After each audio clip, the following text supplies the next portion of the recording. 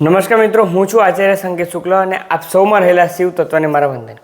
મિત્રો, લાસ્ટ વિડીયોમાં આપણે વૃશ્ચિક રાશિના જાતકો માટે ફેબ્રુઆરી 2025 શું લઈને આવી રહ્યો છે તેના વિશે ડિટેલમાં ચર્ચા કરી હતી. જો તમે તે ન જોયો હોય તો ડિસ્ક્રિપ્શનમાં તેના માટેની લિંક આપેલ છે કે પછી તમે આચાર્ય સંકેત શુક્લ વૃશ્ચિક રાશિ ફેબ્રુઆરી 2025 લખશો તો પણ તે વિડીયો તમને અવેલેબલ યુટ્યુબ પર થઈ જશે. તો મિત્રો, આજના વિડીયોમાં આપણે વાત કરીએ કે ધનુ રાશિના જાતકો માટે વર્ષ 2025નો દ્વિતીય મહિનો એટલે કે ફેબ્રુઆરી 2025 શું લઈને આવ્યો છે. ધનુ રાશિ એટલે કે જેનું પણ નામ ભ, ધ અને ફ પરથી થઈ રહ્યું છે તેનું થાય છે ધનુ રાશિ. તો આ મૂળાક્ષરના જે કોઈ પણ વ્યક્તિ છે તે લોકોએ આ રાશિ ભવિષ્ય જરૂરથી જોવું જોઈએ. સૌથી પહેલાં તો ધનુ રાશિના તમામ જાતકો, તમારી ચંદ્ર કુંડળી તમારી સ્ક્રીન ઉપર દેખાઈ રહી છે કે જેમાં જો આપણે ગ્રહોની સંરચના વિશે દ્રષ્ટિ કરીએ તો તમારી જન્મપત્રિકાના લગ્નના માલિક, તમારી રાશિના માલિક છઠ્ઠા સ્થાનમાં શુક્રદેવની રાશિ વૃષભ રાશિમાં વક્રી અવસ્થામાં ઘણા સમયથી વિરાજમાન છે. સેકન્ડ હાઉસમાં સૂર્ય અને બુધ વિરાજમાન છે. તૃતીય સ્થાનમાં શનિદેવ વિરાજમાન છે. ચોથા સ્થાનમાં રાહુ અને શુક્ર વિરાજમાન છે. સપ્તમ સ્થાનમાં મંગળદેવ વિરાજમાન છે અને 10મા સ્થાનમાં કેતુદેવ વિરાજમાન છે. જે કોઈ પણ જ્યોતિષ જિજ્ઞાસુઓ છે ને જે લોકો રેગ્યુલરલી મારા સબસ્ક્રાઈબર છે, મારા વિડીયો જોતા રહે છે, તે સૌને ખબર છે કે આને ફર્સ્ટ હાઉસ કહેવાય છે. સેકન્ડ, થર્ડ, ફોર્થ આ પ્રમાણે 1 થી લઈને 12 સ્થાન જન્મપત્રિકામાં આવતા હોય છે. જો તમારે તેના વિશે જાણકારી લેવી હોય તો તમે આચાર્ય સંકેત શુક્લ ચેનલને સબસ્ક્રાઈબ કરો. તેમાં પ્લેલિસ્ટમાં જઈને બેઝિક એસ્ટ્રોલોજી કોર્સને તમે વિડીયો જોઈ શકો છો. 5 સેશનમાં તમને એસ્ટ્રોલોજીનું ખૂબ સારું જ્ઞાન મેળવી શકશો. તો મિત્રો, આગળ વધીએ કે આ ગ્રહોની સંરચના વિશે તો આપણે જાણી લીધું, પણ તે શું, તેમની ભાષા શું છે, તે શું કહેવા માગે છે ફેબ્રુઆરી 2025માં મહિનાની શરૂઆતમાં તો આ પ્રમાણે ગ્રહો છે, પરંતુ તે શું કહેવા માગે છે તો તેને ડીકોડ કરીએ. ચલો, તો આપણે શરૂઆત કરીએ કે તમારે સ્વાસ્થ્ય આ મહિનામાં કેવું રહેશે. મિત્રો, સૌથી પહેલાં તો તમારી રાશિના માલિક છઠ્ઠા સ્થાનમાં ઘણા સમયથી વિરાજમાન છે અને તે પણ હાલમાં તો તે વક્રી અવસ્થામાં ગોચર કરી રહ્યા છે, જેના કારણે તમારા સ્વાસ્થ્યમાં નિરંતર છેલ્લા 3 થી 4 મહિનાથી ક્યાંક ને ક્યાંક અવારનવાર ચઢાવ ઉતાર તમને જોવા મળ્યો હતો.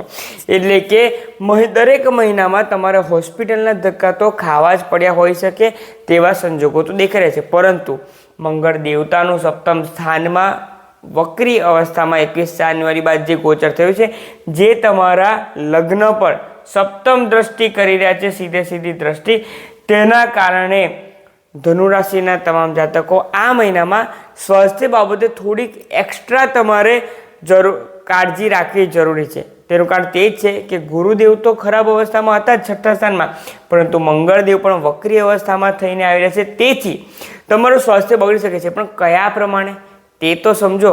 તમે એક્સ્ટ્રા વર્ક કરીને, મંગળદેવ જ્યારે વક્રી અવસ્થામાં છે ત્યારે તે જાતક પોતાની જાતને પ્રૂવ કરવા માટે, બીજા લોકોને બતાવવા માટે કે મારા પાસે આ સ્કિલ છે, હું ખૂબ વધારે આગળ વધી શકું છું, હું તમામ કામ પૂરા કરી લઈશ, બોસને હું ખૂબ ફેવરેટ બનવા માગું છું, આ પ્રમાણે તમે એક્સ્ટ્રા વર્ક કરશો, તમે તમારી બાઉન્ડ્રી લિમિટની બહાર જવાનો ખૂબ પ્રયત્ન કરશો, તેના કારણે એક્સ્ટ્રા અવર્સ વર્કિંગ કારણે તમારા સ્વાસ્થ્ય પર તેની માઠી અસર પડી રહી છે.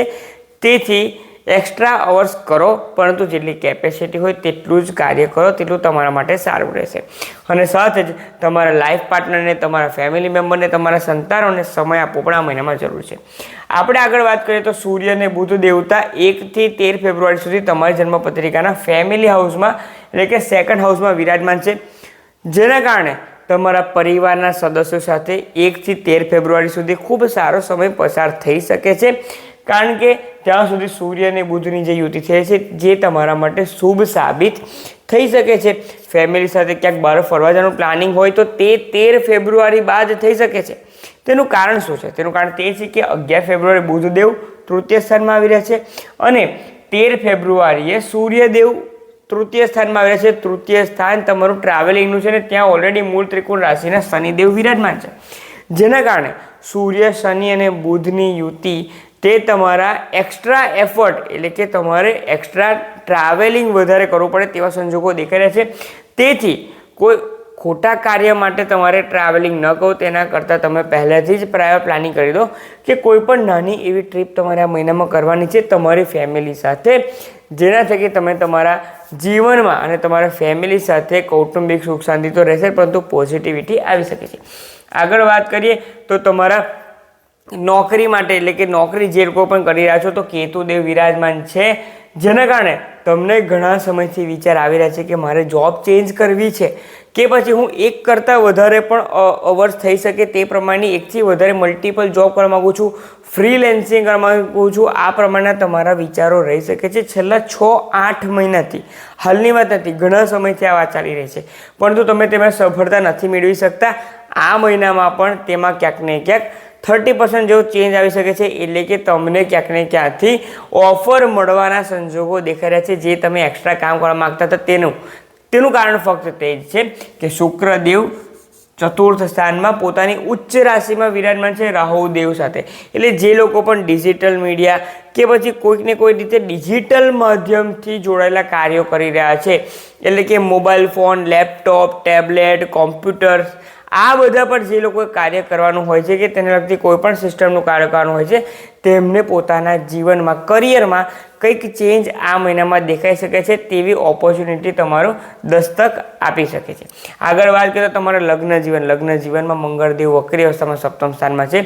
તમારી વાણી પર ખૂબ કંટ્રોલ કરવું જરૂરી છે, કારણ કે સપ્તમ દ્રષ્ટિ તમારા ઉપર દ્રષ્ટિ કરી રહી છે અને તેનો અષ્ટમ દ્રષ્ટિ મંગળદેવની 3 દ્રષ્ટિ હોય છે, 1, 4, 7 અને 8. તો ચતુર્થ દ્રષ્ટિ તમારા કાર્યસ્થળ પર કરી રહી છે કે જે તમે ઓવરવર્ક કરશો, જે તમને સમજાવી ચૂક્યો છું. સપ્તમ દ્રષ્ટિ તમારા લગ્ન પર કરશે, એટલે કે તમે ઓવરવર્ક કરીને ત્યારબાદ તમારા રાશિના માલિક તમને સાથ નથી આપી રહ્યા, તેથી તમારે સ્વાસ્થ્યમાં તકલીફ આવશે. અને સેકન્ડ હાઉસ એટલે કે તમારા ફેમિલીનો હાઉસ, તમારી વાણીનો હાઉસ, તમારી વાણી પર ખૂબ કંટ્રોલ કરવું જરૂરી છે, કારણ કે આ મહિનામાં તમારા લાઈફ પાર્ટનરની વાણીમાં પણ ક્યાંક ને ક્યાંક કડવાહટ આવી શકે છે, જેના કારણે તમારા અને તમારા લાઈફ પાર્ટનરના સંબંધોમાં 13 ફેબ્રુઆરી બાદ ક્યાંક ને ક્યાંક તકલીફ આવી શકે છે. નાની વાત મોટી તકલીફ કરી શકે છે, તેથી તે વાતનો ખૂબ કાળજી રાખવી જરૂરી છે ધનુ રાશિના તમામ જાતકોએ. તેથી આ મહિનો જો જોવા જઈએ તો 60-40 તમારા લવ રિલેશનશિપ કે મેરેજ રિલેશનશિપ માટે રહી શકે છે. સાથે તમારા લાઈફ પાર્ટનરના કંઈક એવા ડિસિઝનના કારણે તમારા ફેમિલી પર પણ ક્યાંક ને ક્યાંક નેગેટિવ ઇમ્પેક્ટ પડી શકે છે.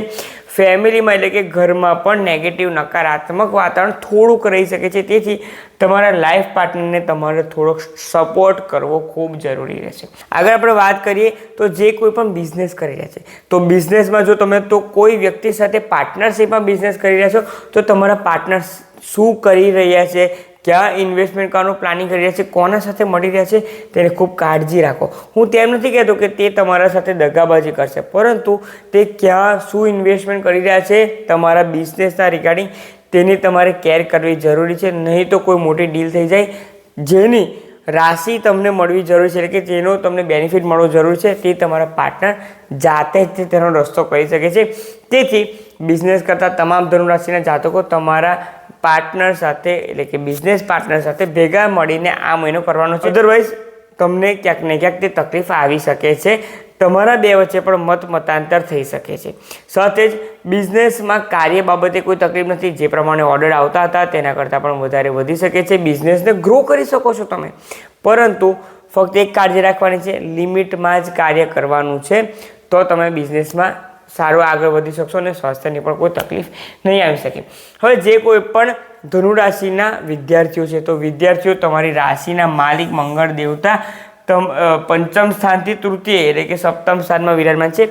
આ મહિનો તમારા માટે 50-50 રહેશે, કારણ કે પંચમ સ્થાનને એટલું બધું પણ કોઈ ઇન્ફ્લુઅન્સ નથી આવી રહ્યું, જેના કારણે વિદ્યાર્થીઓ જે મહેનત કરો છો ફક્ત તેને આગળ વધારો. કોઈ ખરાબ ગ્રહની દ્રષ્ટિ નથી, જેથી તમારા માટે તો આ શુભ સમય જ ગણી શકીએ છીએ, તેથી બસ આગળ વધો.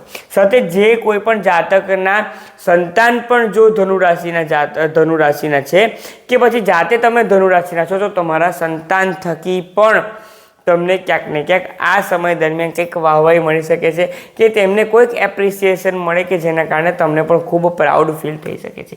તો આ પ્રમાણે ધનુ રાશિના જાતકો તમારા માટે વર્ષ 2025 ફેબ્રુઆરી મહિનો પ્લસ માઇનસ રહી શકે છે, એટલે કે 50-50 રહી શકે છે. તેનું કારણ તે છે કે સેકન્ડ હાઉસ, તૃતીય હાઉસ, છઠ્ઠું હાઉસ અને સપ્તમ સ્થાન, આ 4 સ્થાન ખૂબ વધારે એક્ટિવ થઈ રહ્યા છે, જેના કારણે આ મહિનો તમારે થોડી કાળજી રાખીને દરેક આસ્પેક્ટમાં, ફાઇનાન્શિયલ પ્લાનિંગ હોય, બિઝનેસ પ્લાનિંગ હોય, કરિયર હોય કે પછી કૌટુંબિક જીવન હોય કે પછી તમારું સ્વાસ્થ્ય હોય, તમામમાં તમારે કેર તો રાખવી જ પડશે, તો તમારા માટે આ સમય સારો છે. હવે તમે કહેશો કે ઉપાય શું કરો છો? ઉપાય તરીકે દરેક ગુરુવારે તમારે ફક્ત અડધો કપ ગાયના કાચા દૂધમાં થોડી હળદર ભેગી કરીને મહાદેવના ઉપર અભિષેક કરવો જોઈએ. જો તમે દરરોજ મંદિર જતા હોય તો મહાદેવ પાસે થોડી 1 ચપટી જેટલી ચણાની દાળ પણ મૂકશો તો તે પણ તમને આ મહિનામાં ખૂબ સારી રીતે આગળ વધી શકશે.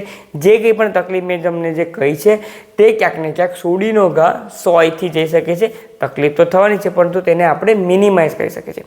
તો તમામ ધનુરાશિના જાતકોને માહિતી શેર કરો, અને જો આ વિડીયો તમે આ ચેનલ પર આજે જ જોઈ રહ્યા છો તો ચેનલને સબસ્ક્રાઈબ જરૂર કરો, કારણ કે ચેનલને સબસ્ક્રાઈબ કરશો અને બેલ આઇકન પ્રેસ કરશો તો આ પ્રમાણે જે રેગ્યુલર અપડેટ્સ છે તે તમને મળી રહેશે.